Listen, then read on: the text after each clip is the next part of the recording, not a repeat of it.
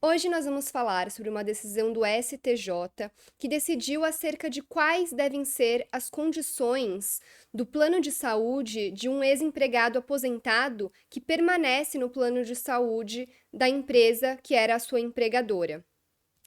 Então, essa decisão ela vai definir basicamente qual que é o período que o ex-empregado aposentado tem o direito de permanecer no plano de saúde,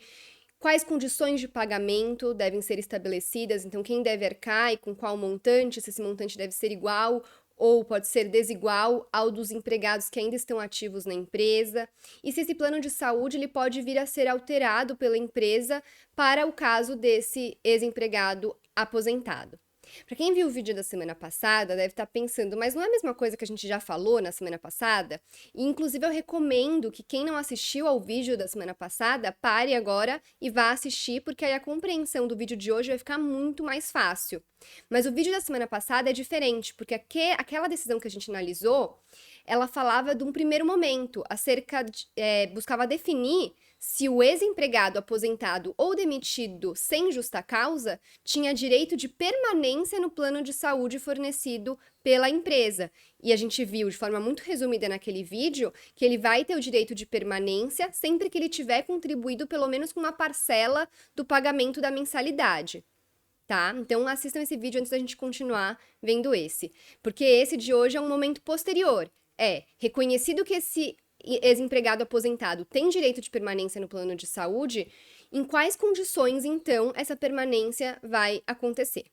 Para quem não me conhece, meu nome é Michelle, eu sou advogada e mestre em Direito pela PUC-SP e professora universitária. Aqui no canal a gente analisa os precedentes judiciais, porque não basta a gente saber o que diz a lei escrita, a gente precisa saber como ela está sendo interpretada pelos nossos tribunais para garantir segurança jurídica, igualdade e legalidade.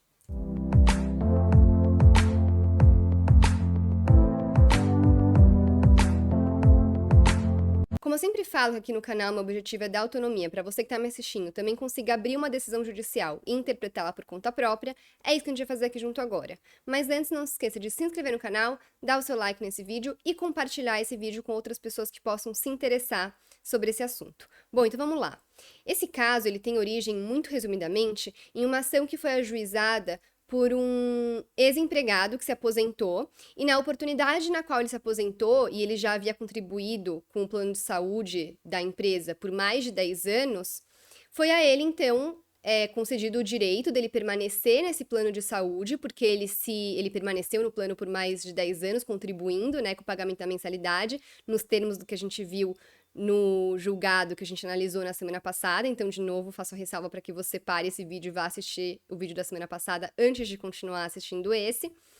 Então, ele havia contribuído por mais de 10 anos com o pagamento do plano de saúde empresarial e foi a ele concedido o direito de permanência. Mas o que esse segurado alegou na ação foi que quando foi garantido esse direito a ele por parte da empresa, foi imposto que ele aceitasse que fosse criado um novo plano de saúde para ele e outros ex-empregados aposentados ou que haviam sido demitidos sem justa causa. Então, estaria tendo um tratamento diferenciado para os empregados ativos na empresa e para os ex-empregados que tinham direito de permanência, mas então estavam criando uma categoria diferente. Ele estava pagando um valor muito maior do que os empregados ativos pagam, ele estava pagando um valor muito maior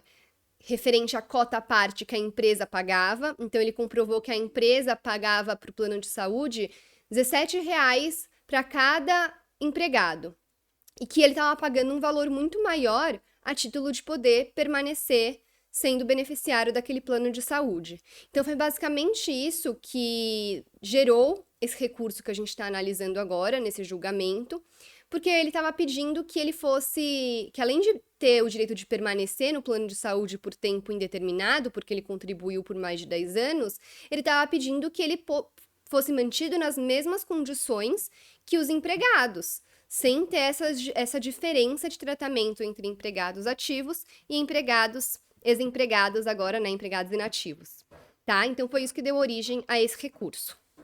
Em primeira e em segunda instância, esse ex-empregado perdeu os seus pedidos, né, teve os seus pedidos julgados improcedentes, e aí ele interpôs recurso especial, falando que estaria acontecendo aí uma violação ao artigo 31 da Lei 9.656 de 98, que a gente falou muito especificamente dela no vídeo da semana passada. E aí, para começar a julgar esse recurso, o ministro relator vai fazer, inclusive, referência a esse julgado que a gente analisou no último vídeo que saiu aqui no canal. Ele fala, nos recursos especiais números tais e tais, que foi o tema 989, salvo engano, foi aprovada a seguinte tese: nos planos de saúde coletivos custeados exclusivamente pelo empregador, não há direito de permanência do ex-empregado aposentado ou demitido sem justa causa como beneficiário, salvo disposição contrária expressa, prevista em contrato ou em acordo/convenção coletiva, tampouco se enquadrando como salário indireto. E vai falar que nesse caso é diferente, que não se aplica nesse caso o entendimento do tema 989, porque nesse caso o ex-empregado contribuiu sim com o plano de saúde, ele pagava uma parte do valor da mensalidade. Então, olha, no presente caso, diversamente do que ocorreu nos mencionados recursos, o ex-empregado, atualmente aposentado, também custeava o plano de saúde, cabendo definir, conforme precisamente destacado pelo ministro Paulo de Tarso Sanseverino, quais condições assistenciais e de custeio do plano de saúde devem ser mantidas a beneficiários inativos nos termos do artigo 31 da Lei 9.656 de 98. Então, o que vai ser definido aqui é o tempo de permanência no plano, se deve ser por prazo determinado ou indeterminado, os direitos assistenciais a que terá direito esse ex-empregado e seus dependentes e os encargos financeiros que serão suportados pelo ex-empregado. E aí o ministro relator vai fazer aqui, então, referência ao artigo 31 da Lei 9.656 de 98, que basicamente fala que, para ex-empregados aposentados que contribuíram por mais de 10 anos com o plano de saúde, o tempo de prazo de permanência deve ser indeterminado. E para aqueles que contribuíram por menos de 10 anos, o tempo de permanência deve ser equivalente ao tempo de contribuição. Então, o ex-empregado contribuiu por um ano, ele vai ter direito de permanecer no plano por um ano. 2, 2, 3, 3 e por aí vai até chegar a mais de 10, que aí o tempo vira indeterminado. Então, é justamente com base no que diz expressamente, na verdade, o artigo 31, que o ministro relator vai colocar aqui, que aplica-se o caput do mencionado artigo 31, quando realizadas contribuições por período igual ou superior a 10 anos, não havendo delimitação do prazo de permanência. Com isso, o ex-empregado continuará vinculado ao plano por prazo indeterminado. E aí ele faz uma ressalva muito importante, que esse prazo de mais de 10 anos de contribuição com o plano de saúde não precisa ser referente ao mesmo plano, à mesma operadora. Porque quando uma pessoa é empregada de uma empresa por tanto tempo, a gente sabe que as empresas acabam, muitas vezes, contratando por 2 anos um plano de saúde, aí uma outra operadora de plano de saúde oferece uma apólice melhor, com melhores condições, num valor mais barato, e aí faz uma alteração por portabilidade, e aí depois de 2 anos muda de novo. Então podem acontecer várias mudanças no plano de saúde durante a vigência de um contrato de trabalho. Então, tendo o segurado custeado por todo esse período, independentemente se houve mudanças ou não, mas se ele contribuiu por mais de 10 anos, já está assegurado o direito previsto no artigo 31 caput, ok? É justamente o que ele coloca aqui expressamente. Com isso, mudanças de operadora de plano de saúde, de modelo de prestação de serviço, de forma de custeio de valores de contribuição, não interferem como marcos interruptivos na contagem do prazo de 10 anos, necessário à aquisição pelo ex-empregado aposentado do direito de permanecer no plano por tempo indeterminado. Aí, entrando especificamente na parte em que o ex-empregado estava impugnando a questão dele pagar um valor diferente dos beneficiários empregados ativos da empresa empregadora, ele vai falar que realmente não pode, pois seria uma violação ao artigo 31 da Lei dos Planos de Saúde, que é a Lei 9.656 de 98, exigir que o ex-empregado aposentado pague um valor maior do que os empregados ativos, porque senão isso faria com que o ex-empregado, que tem o direito de permanência, acabasse não tendo materialmente esse direito, só formalmente na lei, mas materialmente, por conta de um aumento abusivo, expressivo, só pelo fato dele ser aposentado e ex-empregado, ele não conseguir mais manter o pagamento, porque toda vez que a pessoa tem o direito de permanência, ela assume o pagamento, tanto da sua parte, que ela já pagava como empregada, como da parte que a empregadora pagava, que nesse caso era R$17 por beneficiário, mais 200 e poucos reais do beneficiário propriamente dito, da parte que ele pagava e era descontado lá do seu holerite. É justamente o que também o relator coloca aqui expressamente, que a simetria prevista na lei só é efetiva quando a forma, o modelo e o valor de custeio forem os mesmos naquele universo de beneficiários, ativos e inativos, observadas as distinções próprias do plano, em especial as faixas etárias. Do contrário, no caso de o inativo ser compelido a efetuar o pagamento de mensalidades em muito superiores àquelas exigidas dos trabalhadores em atividade, não se estará diante da mesma cobertura. Inevitavelmente, o segurado será forçado a procurar alternativa no mercado, a despeito da previsão legal que lhe garante a manutenção do vínculo. Em decorrência disso, ele vai falar que são, inclusive, ilegais os artigos 13, inciso 2, 17, 18 e 19 da Resolução Normativa 279 de 2011 da ANS, porque esses artigos dessa resolução normativa, desse órgão regulador, ela previa que a empresa poderia sim estabelecer planos distintos para empregados ativos e empregados inativos. Então, ele fala que esses artigos dessa resolução da ANS são ilegais. E aí eu vou até descer um pouquinho agora no voto da ministra Nancy, que ela até utilizou fundamentos muito legais para a gente compreender por que uma resolução normativa não pode trazer previsões abusivas que contrariem o que diz a lei e o que diz a própria Constituição Federal. Então, corroborando o que o ministro relator estava falando, a ministra Nancy, no seu voto que ela declarou, fala que a primeira conclusão que se pode extrair é a de que os atos normativos exarados pela ANS, além de compatíveis com a própria lei dos planos de saúde e a lei 9.961 de 2000, devem ter conformidade com a Constituição Federal de 1988, o CDC, o Estatuto do Idoso, dentre outras leis, porque não cabe à ANS inovar a ordem jurídica. Então, os órgãos reguladores, eles são criados porque eles buscam realmente controlar se as operadoras de plano de saúde, no caso da ANS, estão obedecendo às previsões legais, não estão praticando atos abusivos. É, inclusive, muitas vezes o que eu falo em várias defesas que eu faço, né, porque no escritório o que eu mais faço é processar plano de saúde, mas é o que eu sempre faço ressalva nas defesas, não, desculpa, nas réplicas que eu apresento as defesas do plano de saúde, porque direto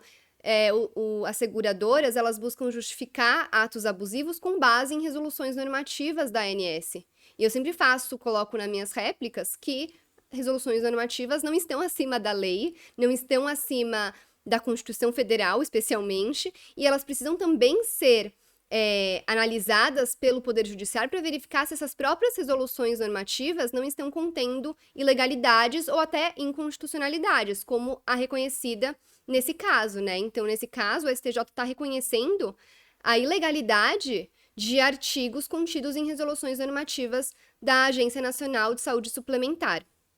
E aí, fazendo referência à própria CF, especialmente, ela fala que é inegável que os atos normativos devem afirmar a relevância pública atribuída aos serviços de saúde pelo texto constitucional, dada a importância social da atividade exercida pelas operadoras de planos de saúde ao contribuírem, ainda que em caráter suplementar, para a concretização do direito à saúde garantido a todos pela Constituinte, um direito fundamental previsto na Constituição, no artigo 5º da Constituição. Nessa toada, ela vai citar, inclusive, um voto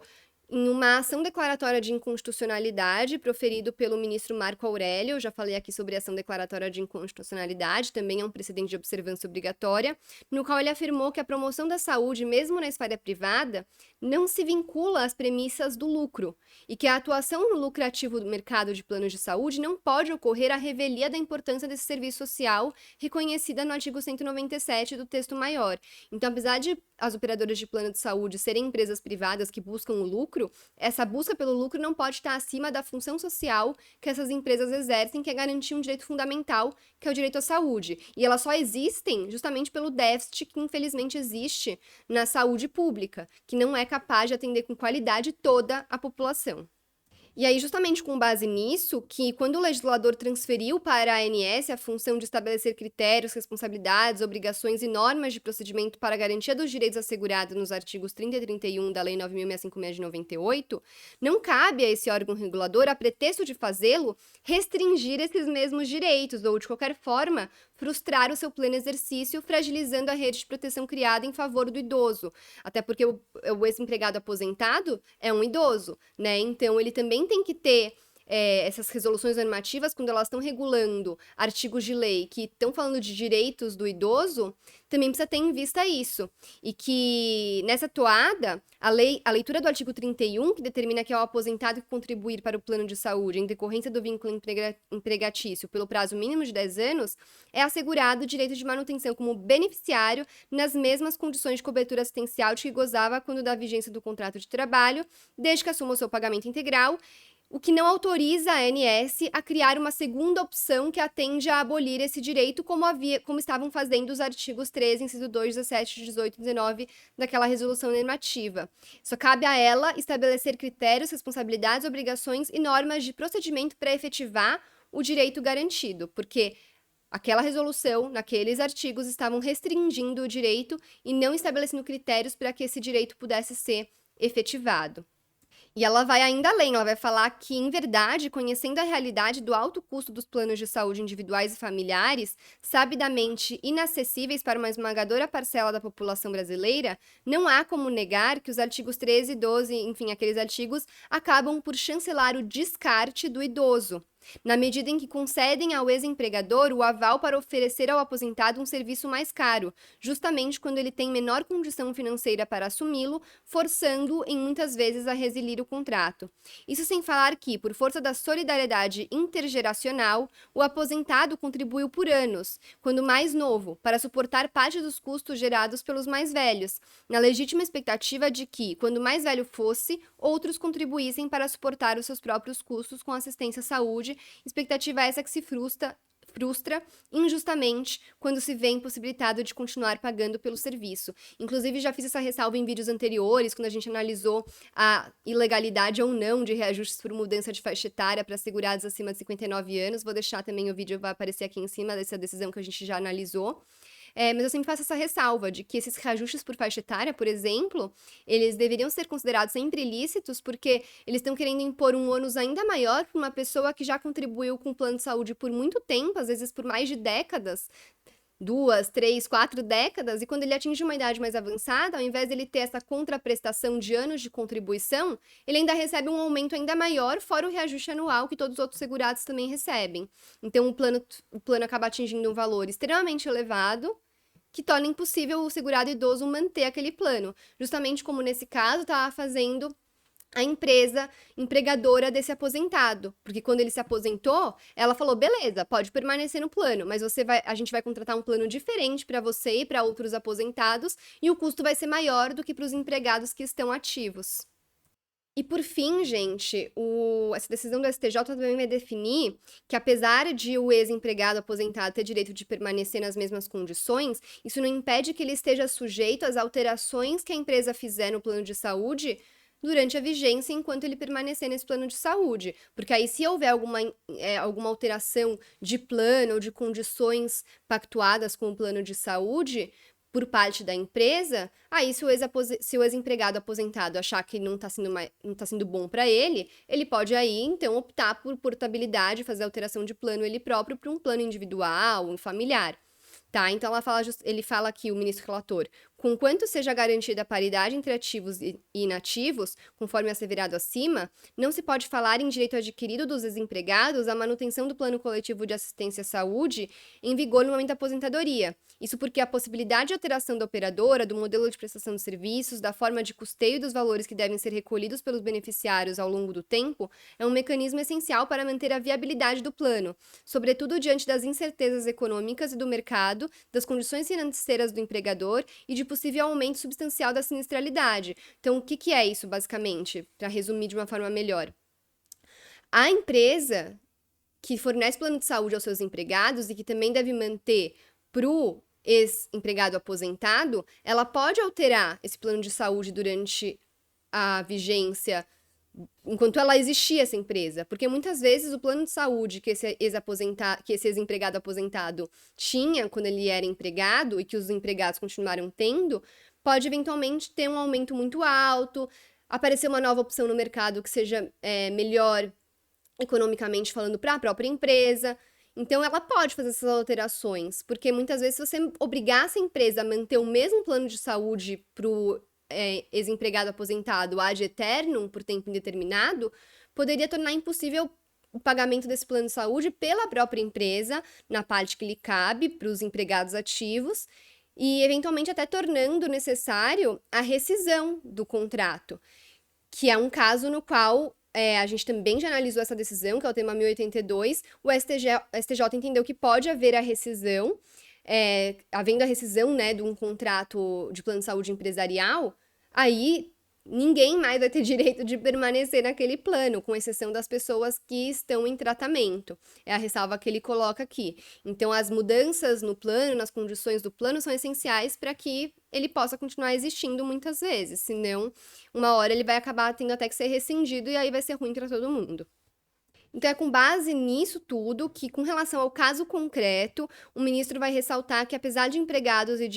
empregados estarem inseridos em plano de saúde administrado por uma única operadora, é incontroverso que o próprio plano faz distinção entre ativos e inativos no que se refere à forma de custeio e aos valores de contribuição, o que está contrariando o entendimento que eles acabaram de adotar. E justamente em decorrência disso, ele vai dar provimento ao recurso especial para julgar procedente os pedidos autorais do aposentado, a fim de que ele e seus dependentes permaneçam por prazo indeterminado no plano de saúde coletivo, justamente porque eles contribuíram por mais de 10 anos, nas mesmas condições de cobertura assistencial do empregado ativo, aí incluída a paridade nos modelos de prestação de serviço, na forma de custeio e nos valores de contribuição, cabendo-lhe recolher a parcela que, quanto aos ativos, é custeada pelo empregador, além de ser obrigado a migrar para os novos planos que venham a ser impostos aos empregados ativos. Como sempre nesses casos, é formada uma tese. Nesse caso em específico, foram formadas 3 teses, quais sejam: eventuais mudanças de operadora, de modelo de prestação de serviço, de forma de custeio e de valores de contribuição não implicam interrupção da contagem do prazo de 10 anos previsto no artigo 31 da Lei dos Planos de Saúde, devendo haver a soma dos períodos contributivos para fins de cálculo da manutenção proporcional ou indeterminada do trabalhador aposentado no plano coletivo empresarial. O artigo 31 da Lei dos Planos de Saúde impõe que ativos e inativos sejam inseridos em plano de saúde coletivo único, contendo as mesmas condições de cobertura assistencial e de prestação de serviço, o que inclui, para todo o universo de beneficiários, a igualdade de modelo de pagamento e de valor de contribuição, admitindo-se a diferenciação por faixa etária se for contratada para todos, cabendo ao inativo o custeio integral, cujo valor pode ser obtido com a soma de sua cota-parte com a parcela que, quanto aos ativos, é proporcionalmente suportada pelo empregador. Com relação a isso, ele faz referência a essa faixa etária, porque no caso concreto, o aposentado também estava falando que a ele estavam sendo aplicados reajustes por mudança de faixa etária, o que não estava sendo aplicado para os empregados ativos. Então, a questão da faixa etária não é que ela é ilegal nesse caso por si só, mas é porque não poderia ser aplicado só para os inativos. Então, como os ativos não estavam tendo esse tipo de reajuste, era mais um caso de violação até ao princípio da igualdade, porque os ativos estavam sendo tratados de formas diferentes dos inativos, que estavam tendo esses custos muito maiores, tornando inclusive impossível a manutenção do plano. E a última das 3 teses, o ex-empregado aposentado, preenchido os requisitos do artigo 31 da Lei dos Planos de Saúde, não tem direito adquirido de se manter no mesmo plano privado de assistência à saúde vigente na época da aposentadoria, podendo haver a substituição da operadora e a alteração do modelo de prestação de serviços de forma de custeio e os respectivos valores, desde que mantida a paridade com o modelo dos trabalhadores ativos e facultada a portabilidade de carências. Então, esse foi o caso de hoje. Lembrando que, se você não entendeu muito bem, eu recomendo que você assista ao vídeo que saiu na semana passada, porque nele eu explico detalhadamente o que diz o artigo 30, o que diz o artigo 31 da Lei dos Planos de Saúde, o que vai facilitar muito a compreensão do vídeo de hoje, que também trata desses artigos, mas num segundo momento, que é estabelecido que o ex-empregado tem direito de manutenção no plano de saúde da empresa, verificar em quais condições essa manutenção deve acontecer. Mas então é isso, se ficou com qualquer dúvida, deixa aqui nos comentários, deixa aqui também nos comentários suas opiniões e também sugestões de outros vídeos que você gostaria que eu analisasse por aqui. Por hoje é só, muito obrigada e até semana que vem.